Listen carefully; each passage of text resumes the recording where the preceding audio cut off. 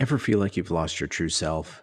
That the voice of the real you has faded away or become hidden behind that corporate mask for so long that somewhere along the way to the life of your dreams, you now find yourself in a life that you don't really want, that doesn't really reflect who you actually are. Stefan Bramble, performing artist turned consultant who helps organizations improve leadership, increase engagement, and prevent burnout, joins me today to discuss how we can create joy and meaning in our lives, redefining our voice through play, being our authentic selves, being vulnerable and showing our heart, and perhaps most importantly, being bold, speaking up, and having our voices heard. Let's get started.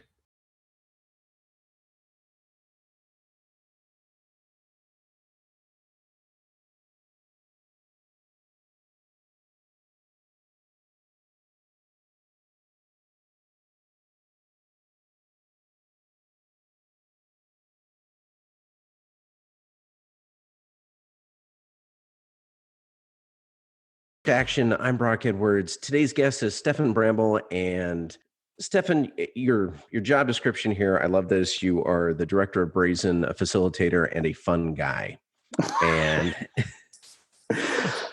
everyone should have a job title that good, but that is a tough job title to live up to. Well, I like to. So, having done performing arts and clown training for the past, really since I was in primary school, if there's one thing that I reckon I can manage is to be a fun guy. Now, if you ask me to be like a proper, the part of that title that really scares me is director of Brazen. Like the business side of it is what frightens me. The being a fun guy and enjoying myself, I've like trained hard to be able to do that. So yeah. All right. So you got to tell me, how did you make this leap from performing arts to being the director of Brazen? In fact, before you even get there, what is Brazen? What's that about? So Brazen, really, my business partner and I were talking about this name for a while, and Brazen actually really sums up exactly what it is that we come in and do. So my journey in facilitation and training started when I left high school. And actually the whole story, but both of those stories are sort of wrapped up in one thing. So I was always in the performing arts. I was an actor, a performer from a really young age, and went into teaching, went into youth work and facilitation, sort of working with disadvantaged kids. And what I quickly noticed is we are training people the way we do education in the Western system. We take away people's voice. We make people very, very nervous to stand out in the crowd.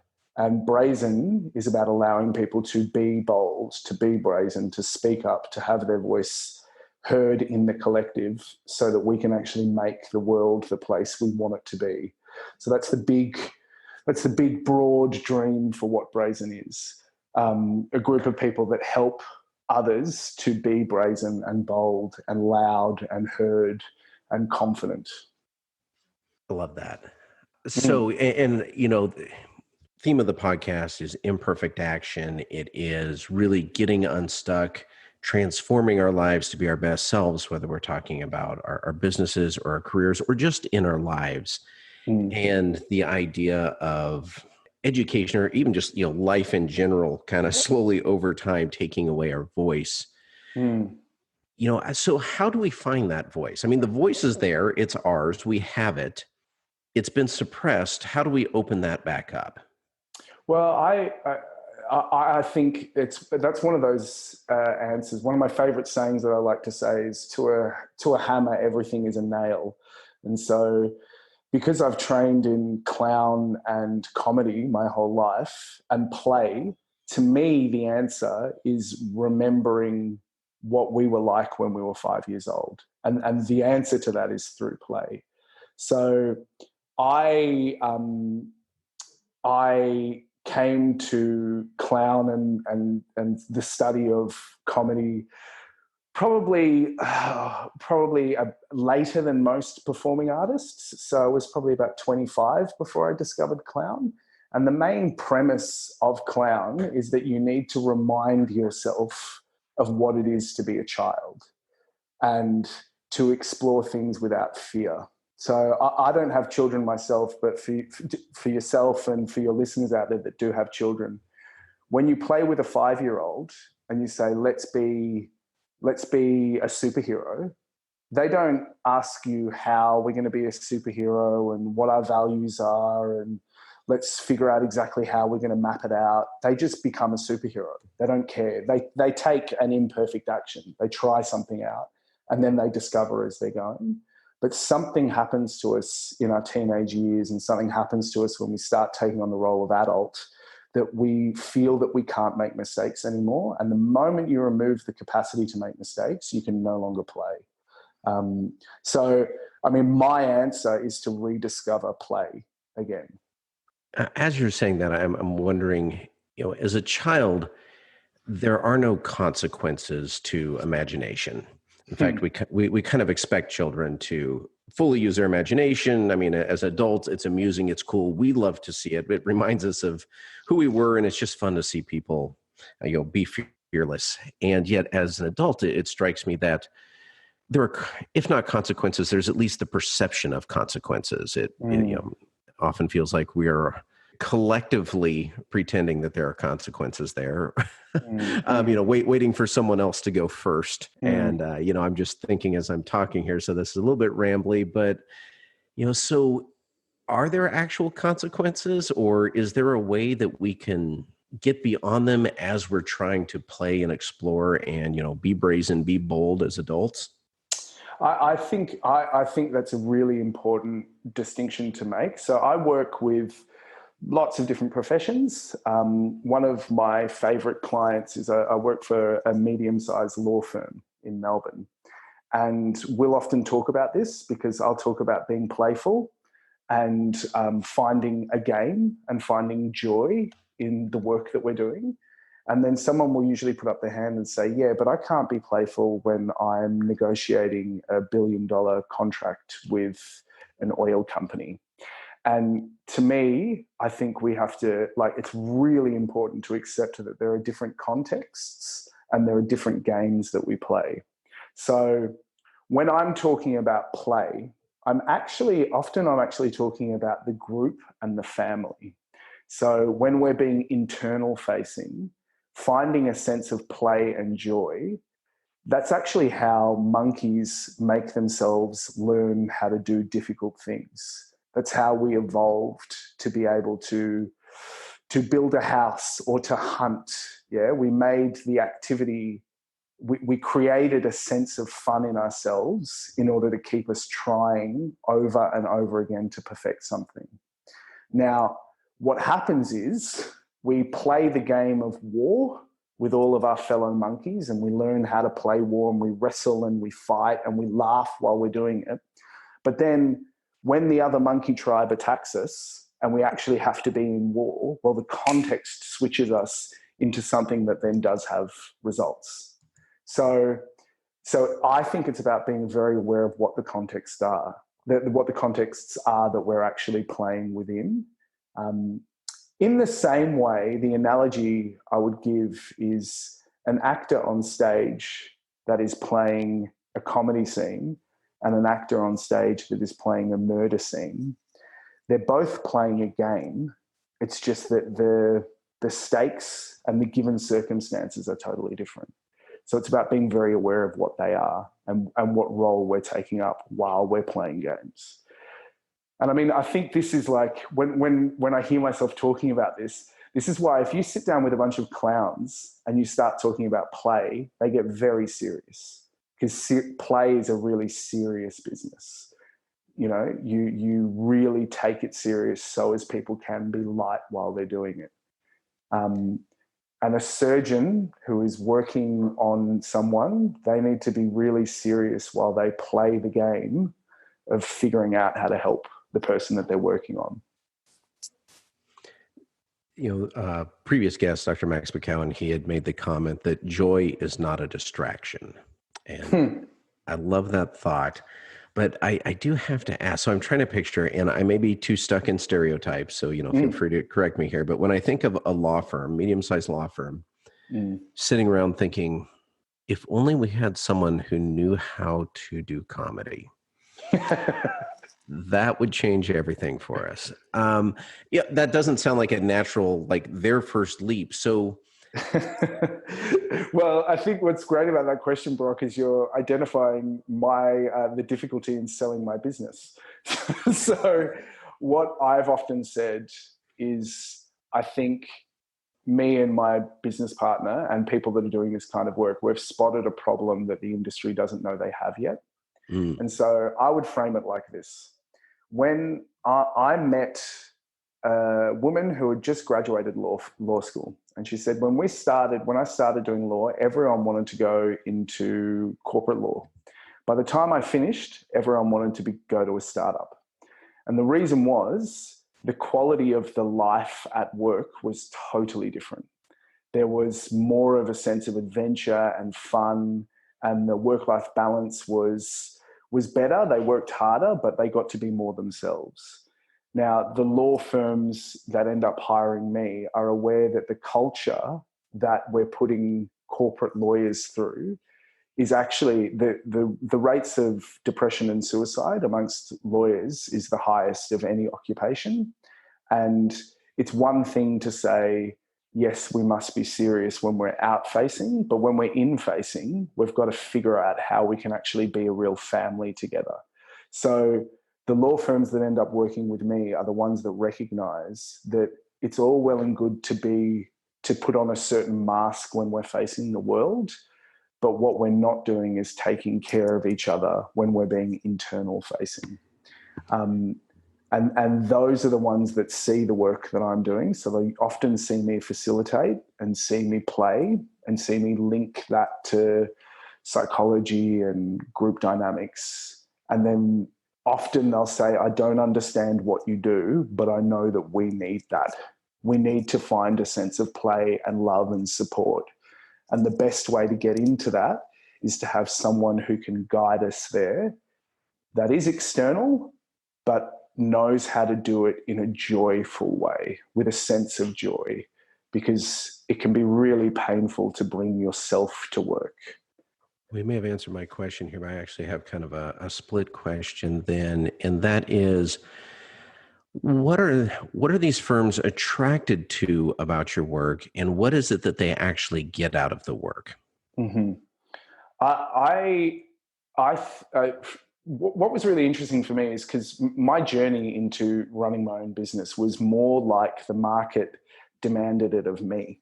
So the story behind how I started was that I was working on a program that was doing soft skills for disadvantaged young people, so homeless kids, refugees, people of Indigenous background.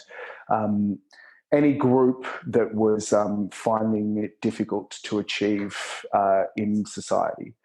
And I was taking these young people into corporates because the corporates were acting as mentors. And I was doing communication workshops with these young people, and they'd start the week, and these young people would come in and they wouldn't look you in the eye. They sort of looked like they didn't like you. And I'd do some work with them. And then by the time we took them into the workplaces, those young people were helping the mentors get over their nervousness of meeting them. And that's when those workplaces were like, well, what are you doing with these young people? Because clearly we need the same level of work. And so I started coming into organizations because people were not being able to talk to each other. People were not able to make speeches. People would go to networking events and be dripping with sweat and in complete flight or fright because they had to go in and attempt to sell their firm. So it was really clear to those managers that we need to do something to actually ease the white collar fear and pain around meeting the other. And so they said, you reckon you can do some of that work? And I said, look, well, we'll find out. And then I started to use the skills that I'd learned through studying clown. And really what clown does is it lets you show your true self. It lets you really let someone see who you are underneath all the armor in a safe way. Um, and so what they started to notice is that after they would do the work with me, the teams would function better. There would be higher levels of engagement. They were also better at selling their product, because I don't know if you've got this in America, but we call it a BS detector in Australia. Ours is pretty high. And when you can walk in and be authentically yourself in a room and sell a product that you have because you really believe in it, people can feel that, and the trust goes through the roof, and then sales become really simple and easy to do. So, I mean, it's sort of like externally it's about communicating your message well, and internally it's about creating a sense of family and safety where people can challenge each other but love each other at the same time. Well, if you were trying to figure out a sales pitch, that last bit was actually a pretty good one there. Um, the idea of showing our true selves. There's a lot of talk about being your authentic self, but I don't know that we think beyond the label. What does that mean to be able to show your true self? Mm. So, I mean, I'm sure you're aware of the work of the wonderful Dr. Brene Brown. Absolutely. Um, so, really, like any superhero, I have a foundation myth, and that was that I had gotten really into Brene Brown and was reading all her books and looking at all her talks, and um, really interested in what she was doing about being vulnerable. And she really sold me. I completely believed that the best way, and do believe that the best way to be a functioning human in the world is to be vulnerable, because that's the birthplace of so many important things, both in your personal life but also in your work life. The problem, and I think this is acknowledged by Dr. Brown, is that she can tell you that you need to be vulnerable. She's not very good at telling you how to be vulnerable. And so I was reading all of her books, and at the same time, I decided to go and study clown with the world's best clown teacher, a guy called Philippe Gaulier in Paris. And I was reading his book, and I was traveling on this train an hour out of Paris every day, and then going to clown school. And I wasn't doing very well. And Philippe is a scary, scary, horrible man. He will he will tell you how horrible you're being on stage, and he has no qualms in telling you that you are not a very good performer. Which is sort of a method of teaching clown. He does it with his tongue in his cheek, but he's brutal. And on about the third week of training with Philippe and reading this book and reading about how it's important to be vulnerable, I got on stage and Philippe had given me a task. He told me to play a simple ball game with someone, and while I was waiting to score a point in this game, I had to talk to the audience. And I started, and I just broke down. I just started crying because I traveled all the way to Paris, and my hero was watching me be a really bad performer, and I just wanted everyone to love me. And then I just started weeping and begging the audience to love me. And the moment I did that, everyone erupted in laughter. And I could feel it. I could feel my heart open up, and I could feel being directly connected with the audience. And I wasn't trying to be funny. I was just being myself. And the audience connected to their feelings of fear as well. And, I got my laughs, and Philippe said nice things. And then as soon as I got off stage, he said, "Now, never walk back onto my stage and pretend to be something you're not ever again. Because the moment you walk onto the stage as a clown, we can see everything you are. And when you pretend you're not that, when you pretend you're brave, when you're feeling scared, we hate you. But when you show us your heart, we fall in love with you." And so the short answer to that question is the only way that you can you can let people see who you really are is to explore the self and to butt up against all the armor that we put on, all the games that we play to try to be something other than we are. I mean, even in this conversation that we're having now, what we're aiming to do, you and I, is we're aiming to get past all of the signifiers, our age, our race, our clothes that we wear, and actually see the core of the person that we're with. That's the desire between any human interaction. And in order to get there quickly with people, you have to do the work. You have to explore yourself, see a psychologist, talk to your best friends about all of the weirdnesses that, make up who you are. And so it's like a lifelong journey of making yourself open up to the world. I don't know if that's too esoteric an answer, but it's the only one I got. Well, it's off to a good start there. And because you mentioned creating a more direct connection. I mean, and so what I took from what you were mentioning about what you were learning and what Dr. Brene Brown was talking about is that, the only way to be vulnerable is to be vulnerable. And that there may not be a 5-step process to it.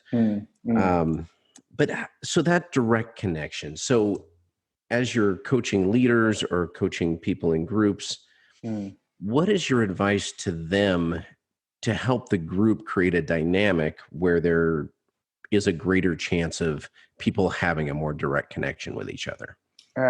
So I think one of the reasons it can happen in the workshops that I run is so leadership is clearly very important. So you have to feel that there is a sense of authority that is holding a boundary so as you can walk into that space and feel safe. Now, not often, but regularly enough, the organization that I'm walking into, the leadership hasn't created safety enough for people to be vulnerable. So a lot of my work is I walk in and I hold authority and I don't let anything happen in that room that doesn't support everyone who's in the room. So creating a really safe place for taking risk. Now, that doesn't mean that the space isn't dangerous, because playing requires an element of danger, but people have to feel safe to step into that danger. So I think that's one that's really important. And I think actually exactly what you said about there's no 5-step process. So a performer practices every day how to stand in front of their community and strip off their armor and be who they are. And they do that every day. They show up and they practice the skill every day. So I think the mistake that people make when they talk about vulnerability and leadership is they think, well, if I go and do a course, well, then I'll be a good leader. Whereas no, it's a practice. It's like being an artist. You have to constantly be engaged in the process of practicing being vulnerable. And you're not going to get it every time, but you need to have that philosophy that you're doing it over for the rest of your life. In the same way that you are running this podcast and you are learning and developing yourself, it never actually stops. So what I try to do is set up a prolonged community of practice where we're all attempting to be the most ourselves that we can be with each other. Our most ourselves we can be. That's a great phrase. It indicates a spectrum, not a binary, I'm being authentic or I'm not being authentic, And humans are much more complicated than the either or, that it probably is on a spectrum of how close am I getting to being the most myself that I can be. What that makes me think of is, yes, that is, I'd never actually thought of it in spectrum, but we're always moving closer or further away from that core. Now, if you've got a really good internal sense of self, you know when you're doing it. And it strikes me that this helps us not just in leadership or not just in sales or not just in anything, This helps us all across our lives. And I'm thinking on the weekend, I was hanging out with my partner, and we were talking about, like, there was some issue in our relationship, and we just felt it. Like, we just felt that both of us we were further away from being ourselves. And then we had a conversation where we started to talk about, well, what do we need? And then by the end of it, both of us were like, oh, I feel like me again. So I feel like that internal sense is a really good gauge of whether you're in the right place, whether you're living your values, and whether you're contributing to the community like you need to be contributing. But because we don't do the arts in schools like we should, I don't know what the American system is like, but in Australia, we don't value the arts like we should. We're not training young people to grow up with a really strong internal sense of their own selfhood. Now, that I suppose that would used to happen with religion and the arts, but if you don't have that sense of self, how do you know whether you're in the right place? And that's why you get people who are successful doctors and lawyers, and they've been working in a career for 20 years, and then suddenly they turn around and go, well, I don't want to be a doctor or a lawyer. I actually want to be an ice cream salesman, because we've been shutting people off from this internal sense of self. And most of what I do is turning people on to that internal sense of self.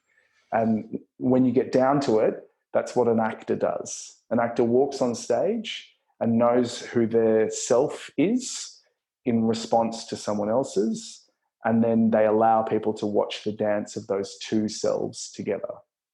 Now, that sense of self, like you mentioned, that there may have been mechanisms, outlets, I'm not sure what the right word is, in the past that help people develop that better.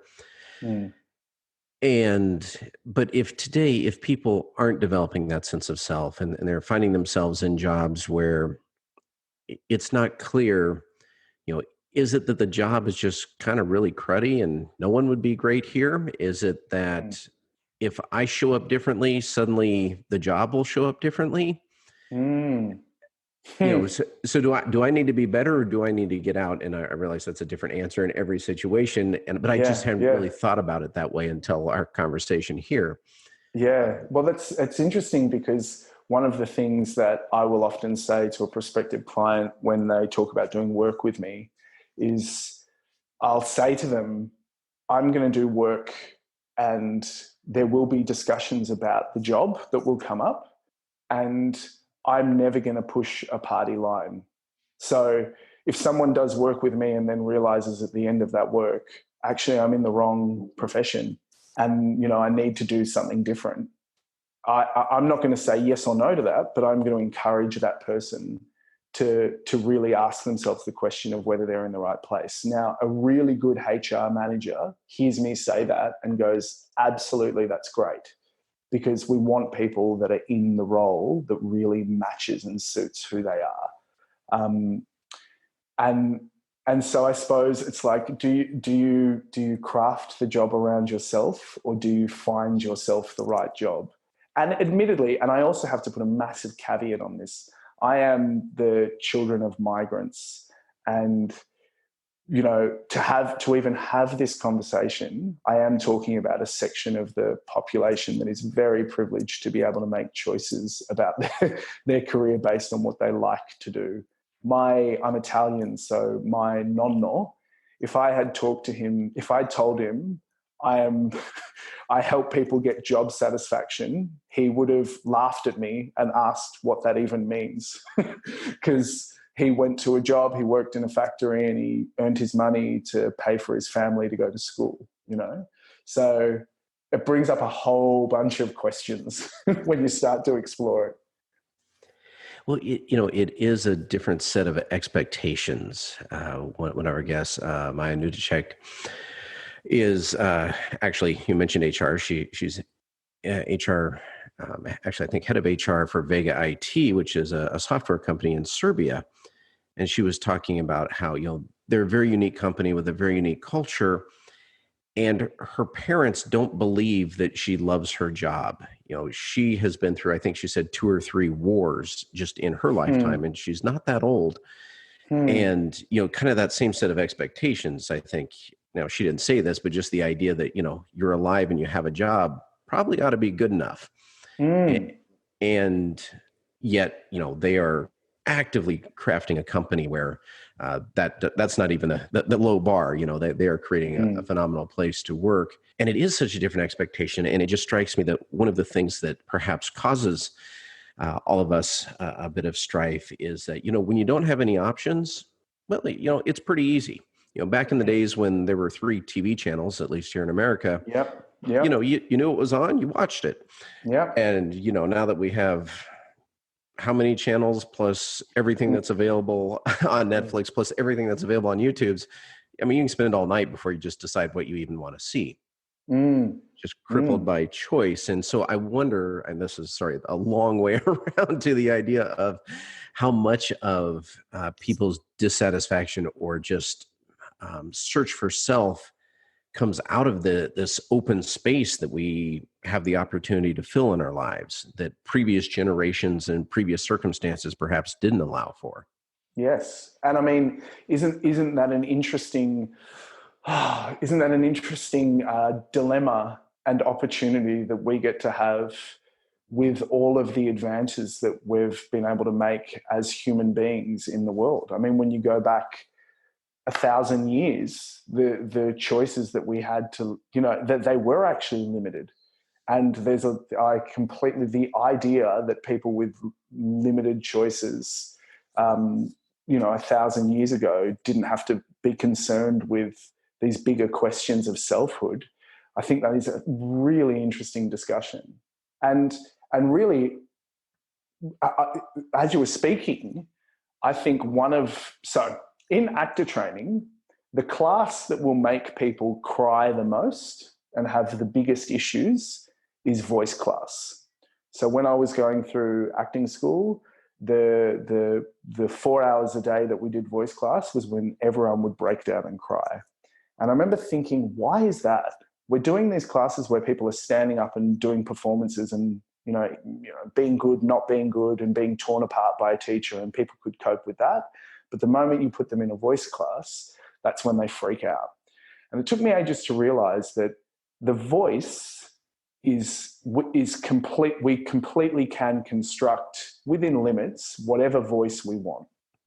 I can choose to speak low. I can choose to speak high. I can put on an accent. I can do all the different things that I want to do with my voice. Whereas my body, if I want to change it, it's going to take a long period of time.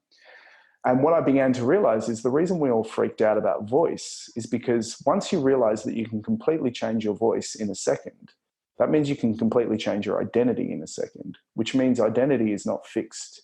And then you start to feel untethered from your sense of self because you start to go, well, I could be anyone I want to be. And that is can be a really frightening thought. In my life and in my development as a person, it's been one of my favorite thoughts. And it's also been something that scares the living daylights out of me. And so I think when we are in these occupations where we do have free time and we do have resources, and suddenly we are faced with this question, well, what makes me happy? That we do not equip people for how painful that question can be if you actually don't know what your desires are.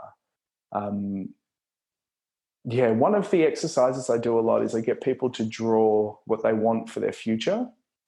And inevitably, when I do this, if 30 people are doing it, there'll probably be 1 or 2 people that find it so challenging that they break down. And then I'll go to them and I'll say, hey, how are you going with the activity? And they'll say, I don't know what I want. I don't know. And that's really full on, really full on. So I think it's like equipping people with this new self-actualizing philosophy of self.